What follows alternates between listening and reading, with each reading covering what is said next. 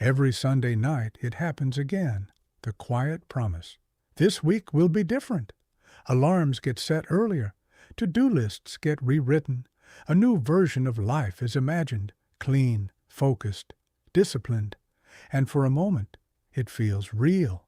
Monday arrives. You start strong, maybe even perfect. But then Tuesday slips, Wednesday bends, and by Thursday, you're back where you started, again. So another Sunday comes, another reset, another promise, and the cycle repeats. But here's the question no one asks. Why does your life keep restarting instead of moving forward? Because this isn't about discipline. It's not about motivation. It's something deeper. And once you see it, you won't be able to unsee it. Part 1. The Monday Illusion. Monday feels powerful. It feels like a clean slate, a fresh identity, a psychological reset button, and that's exactly why it's dangerous. Because Monday doesn't actually change anything, it just feels like it does. The same habits are still there, the same environment, the same patterns, quietly waiting. But the mind gets tricked. It believes that time itself created a new version of you, so it sets unrealistic expectations. This week, everything changes.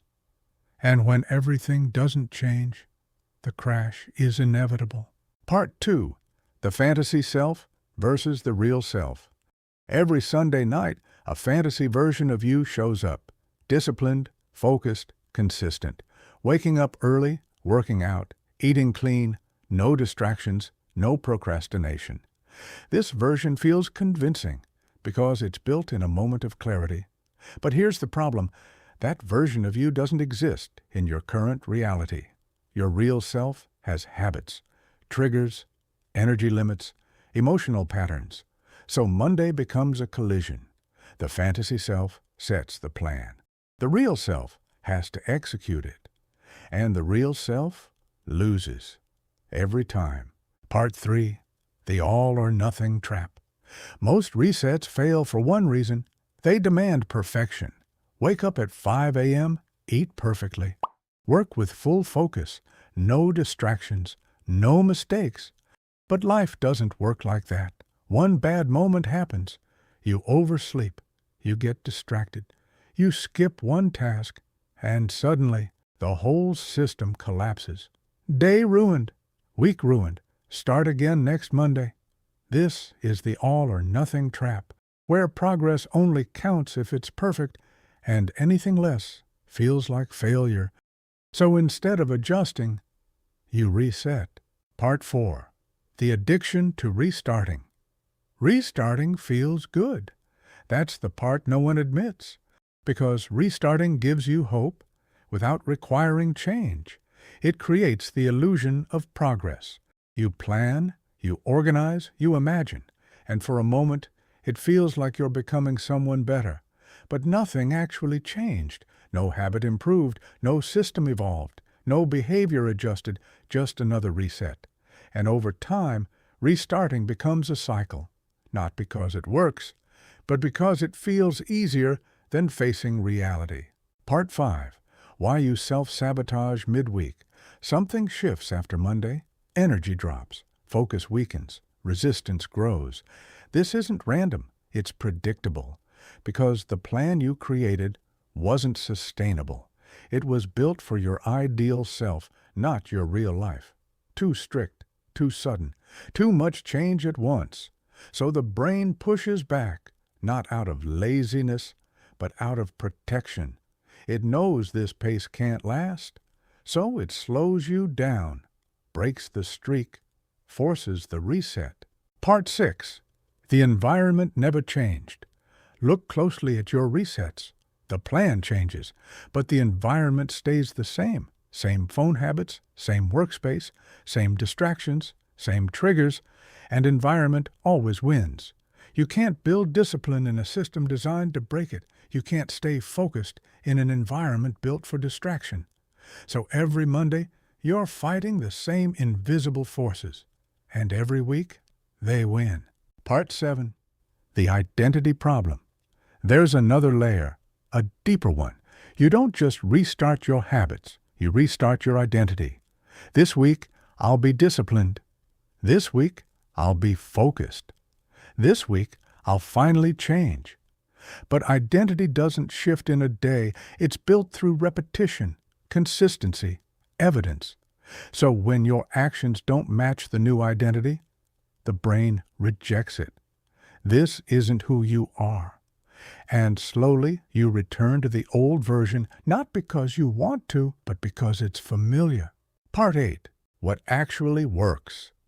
The solution isn't another reset. It's removing the need to reset.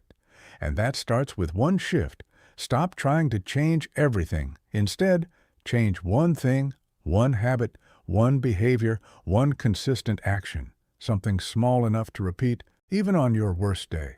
Because consistency beats intensity every time. Part 9. Building a system, not a week. Monday is a short-term mindset. Systems are long-term. A system doesn't rely on motivation. It doesn't collapse after one mistake. It adapts, adjusts, continues. So instead of asking, "How do I fix my life this week?" ask, "What can I repeat every day, even when I don't feel like it?" That's where real change begins. Part 10. Breaking the reset loop.